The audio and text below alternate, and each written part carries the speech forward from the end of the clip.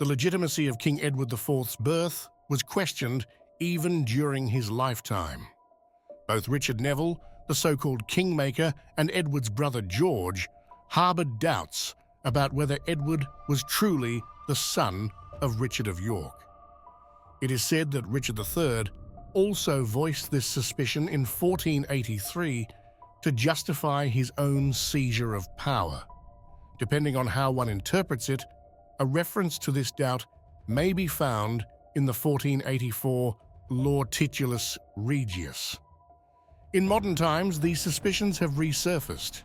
Historian Michael K. Jones, after conducting archival research in Edward's birthplace of Rouen, claimed that Edward's mother, Cecily Neville, and his supposed father, Richard, could not have been in the same location at the time of his conception.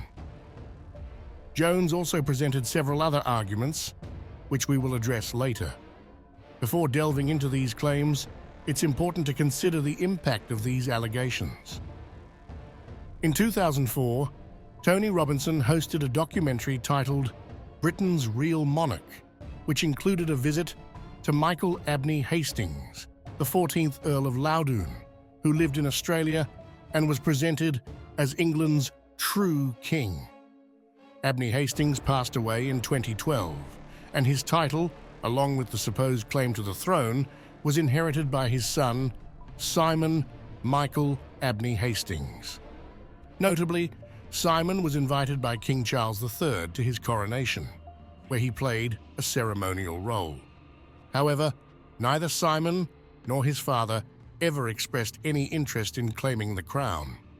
Nevertheless, the question remains, how much truth is there to the suspicion that Edward IV was illegitimate?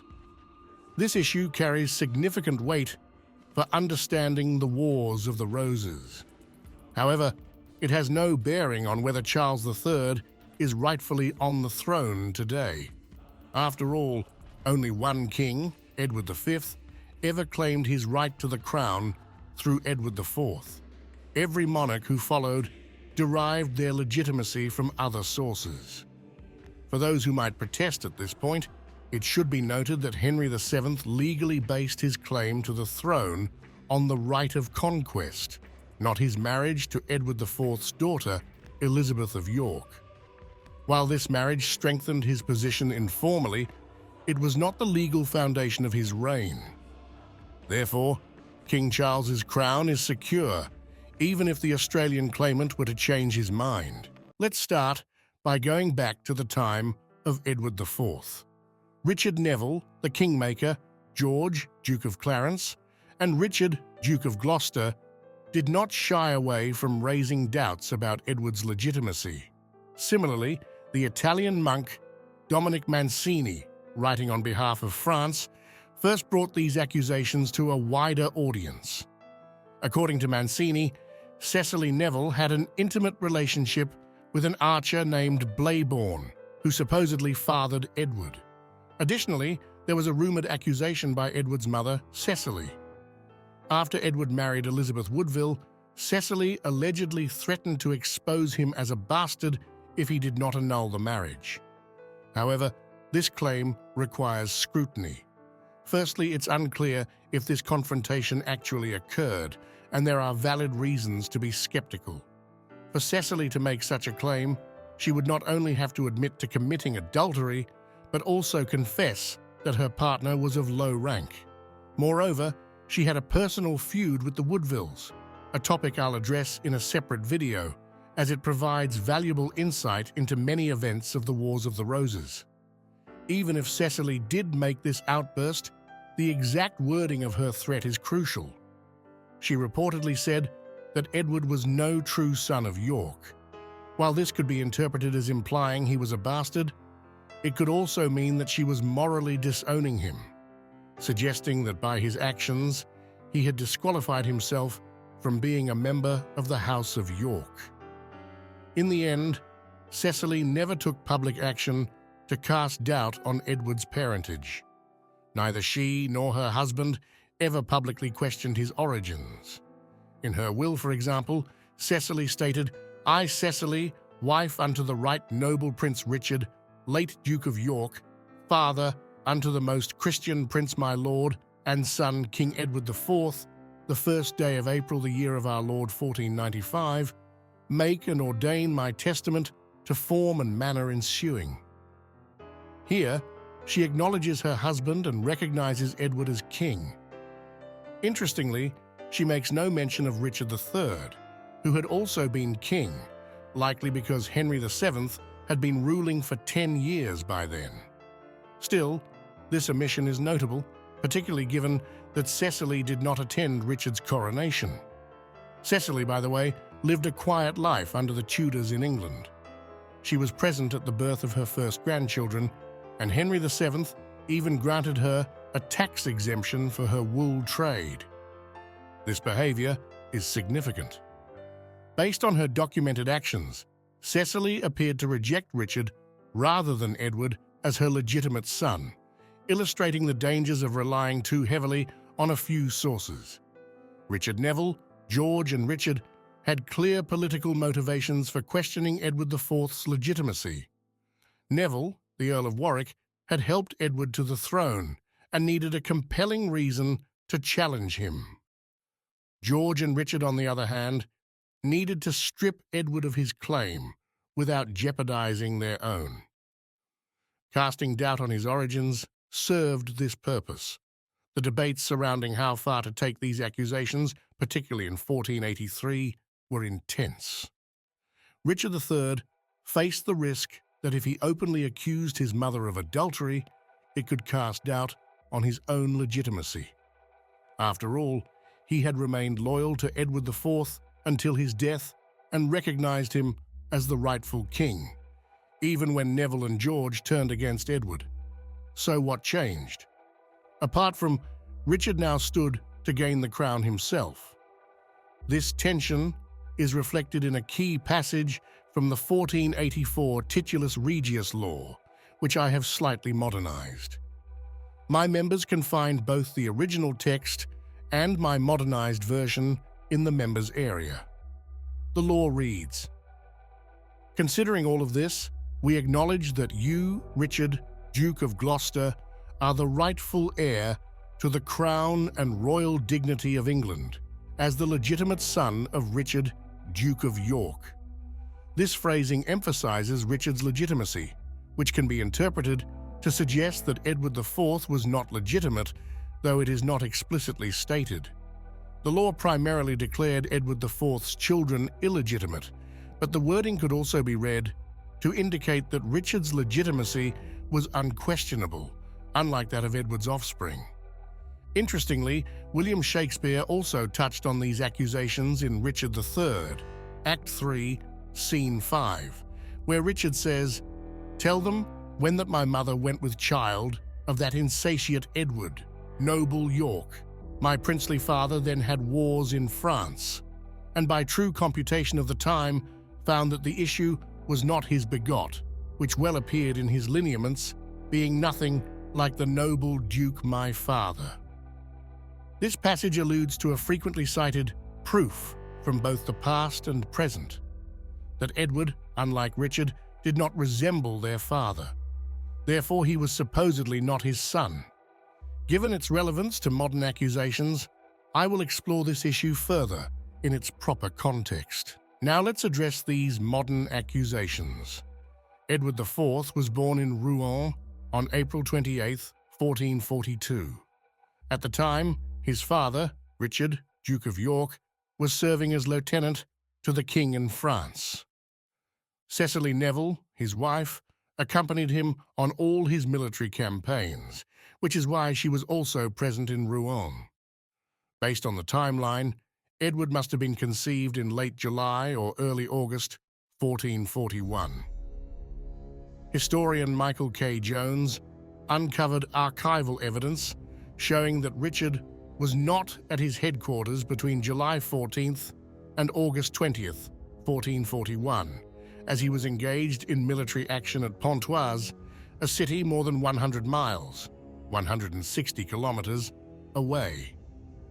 From this, Jones concluded that if Cecily had not accompanied Richard, it would be impossible for him to be Edward's father. Supporting this, Jones pointed out that Edward's baptism was conducted hastily and without the grandeur afforded to his younger brother, Edmund, and his other siblings. Jones found no clear reason for Edward's modest baptism, though such ceremonies were often rushed when the parents feared the child might not survive. Coupled with Edward's later appearance, Jones suggests these factors raise suspicion that Edward was not Richard's son. Interestingly, however, Jones himself offers a potential explanation. Cecily may have been with her husband in Pontoise. While Richard's movements are well documented, Cecily's whereabouts during that period are less certain. One could argue that Richard might have preferred to keep his wife away from a battlefield, but this cannot be definitively proven. With that in mind, let's examine each of these points in turn. Let's begin with the dates. Some speculate that Cecily must have had an 11-month pregnancy for Edward to be Richard's son, based on Richard's arrival in France in the spring of 1441. This argument suggests Edward must have been conceived before Richard left England. However, this overlooks the fact that Cecily did not remain in England. She accompanied Richard to France. Therefore, the 11-month theory can be dismissed. If Richard and Cecily were indeed apart from July 14th to August 20th, 1441, then Edward was either born 3 weeks early or 2 weeks late. I'm far from being an expert in pregnancy timelines, but during my research, I learned from the NHS that only 5% of children are actually born on their due date. A deviation from the estimated date is not only common, but is actually the norm. How this applies specifically is best left to experts in the field. What I can say is this: Richard's time in Pontoise and Edward's birth date don't make it impossible for Edward to be Richard's child, even if the couple didn't see each other during that period. But was this really the case? That seems doubtful. The distance between Pontoise and Rouen is not more than 100 miles, as some suggest, but rather 57.5 miles or 92.6 kilometers. At the time, the average travel speed was around 100 to 140 kilometers per day. Given that Pontoise and Rouen were connected by the old Roman road, the Chaussée Jules César, the journey may have even been faster. This means Richard could have returned to Rouen for a day during this period. Alternatively, Cecily might have traveled to Pontoise for a brief visit. While some argue that Richard wouldn't have wanted his wife near a battlefield, or that he couldn't have left in the middle of a military campaign without a compelling reason, it's important to consider other possibilities. One such reason could be the birthday of the couple's only living child at the time, Anne of York, who turned 2 on August 10th, 1441. Their second child, Henry of York, had died on the day of his birth, February 10th, 1441, a painful memory that was still fresh. It's not unreasonable to think that the birthday of their surviving child might have held special significance for the couple, possibly prompting a reunion. What about Edward's supposed lack of resemblance to his father, which Richard III reportedly had? I won't avoid the question, but it's important to note that some children simply don't resemble their fathers. For example, Henry VII and Henry VIII don't appear to be mirror images of each other in portraits, yet no one questions their relationship. In fact, Henry VIII was said to take after his grandfather, Edward IV, and was also believed to closely resemble his maternal great-grandfather, John of Gaunt. Like his ancestor Edward III, he was known for his imposing height. Moreover, Edward wasn't the only one who didn't look like Richard of York. George, Duke of Clarence, also was said to bear little resemblance to their father, yet no one ever questioned his legitimacy. Additionally, when considering physical appearance, we face the issue of relying solely on medieval portraits, which are not always accurate representations. For Richard III, for instance, there is not a single portrait that can be definitively attributed to his lifetime. The situation is even more uncertain for Richard of York, as few images are available that claim to portray him authentically. In the end, I would strongly caution against using the lack of resemblance to the father as conclusive evidence of illegitimacy. Let's discuss Edward IV's baptism. We've already established that Edward may have been born a few weeks early or late, and that the couple had lost a child shortly after birth the previous year. At the time, there was a strong belief that unbaptized children could not enter heaven. For this reason, the Catholic Church allowed midwives to perform emergency baptisms to ensure salvation in case of infant mortality. Based on Jones's archival research and the family's history, it's plausible that Edward's birth led to a modest, hastily arranged baptism. If Edward had arrived prematurely or was considered at risk, the grief-stricken couple likely performed the ceremony to secure his entry into heaven should the worst happen. Some have argued that chroniclers would have recorded this baptismal detail if it were an emergency. However, no such record exists in Edward's case.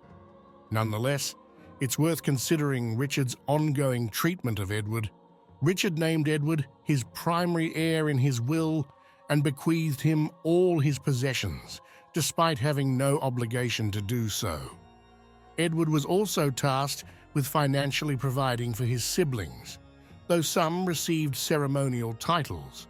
For example, Edmund was made Lord Chancellor of Ireland at just 8 years old. Throughout their lives, Richard and Cecily showed no signs of treating Edward as illegitimate. Instead, they favored him.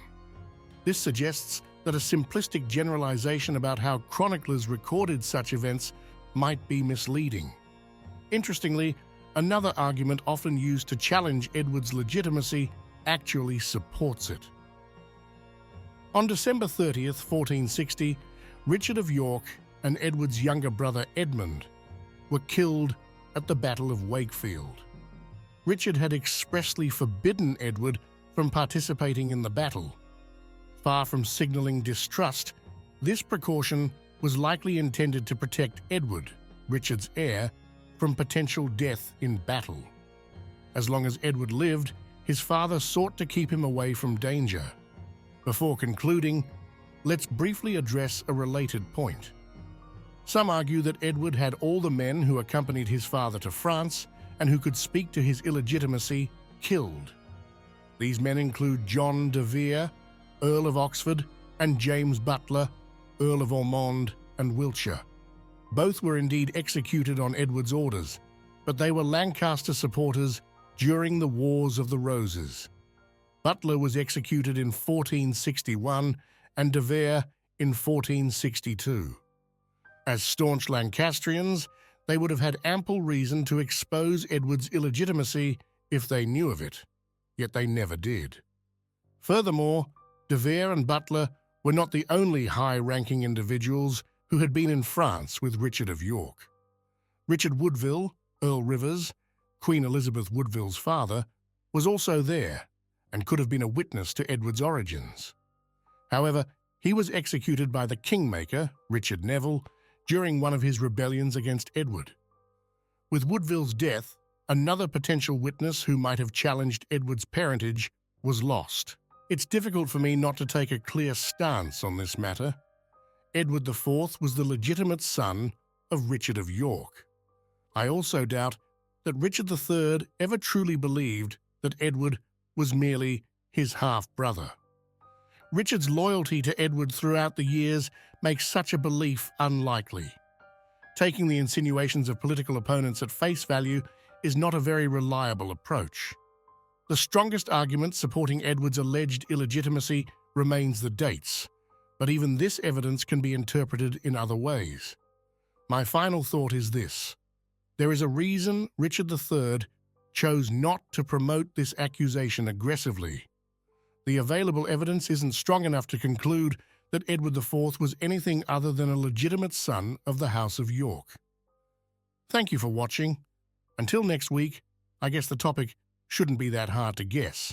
Please like and subscribe to help my channel grow. Bye.